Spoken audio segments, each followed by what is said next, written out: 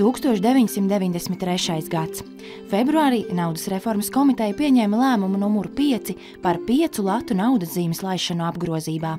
Pirmie pieclatnieki, tāpat kā vēlāk visa pārējā Latvijas nauda, tiek drukāti Vācijā, Gīzeka Devrjans piestuvē.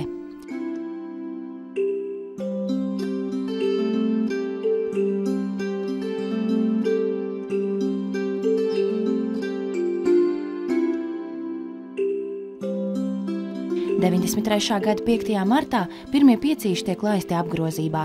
Kolekcionāriem visvērtīgākais varētu būt pieclatnieks, kuru parakstījuši visi 3 jaunā lata tēvi. Toreizējais ministru padomes priekšsēdētājs Ivars Godmanis, augstākās padomes ekonomikas komisijas priekšsēdētājs Ojārs Kehrs un Latvijas bankas prezidents Einārs Repše. Tas gan ir te vai neiespējami, jo šādi pieclatnieki esot tikai 3. Naudas reformu pilnībā pabeidza tikai 98. gadā, kad klajā nāca 500 latu naudas zīme. Ja viss izdosies kā iecerēts, jau 2014. gada janvārī šos pieclatniekus varēsim noglabāt kā skaistas atmiņas, jo par Latvijas naudu kļūs eiro. Visticamāk, Latvija uzreiz tiks pie jaunākās 2. paaudzes eiro banknotēm, kas apgrozībā tiks laistas jau nākamajā gadā.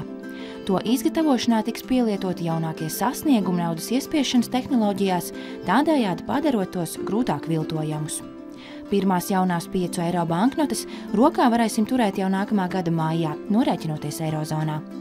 Un iespējams, ka tobrīd kāda spiestuve sāks gatavoties Latvijas eiro monētu iespiešanai.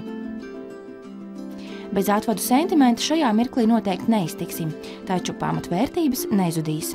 Bez lielā un mazā Latvijas ģērboņa uz mūsu eiro monētām turpinās gozēties jau zināmā tautumeita, jeb tautā sauktā Milda. Tieši viņa, slavenā grafiķa Riharda Zariņa spiestuves korektore, Zelma Brauere, kas pirms 90 gadiem kļuva par Latviju dailes etalonu, uz pirmskara sudraba pieclatniekiem pārstāvēs mūs plašajā Eiropā.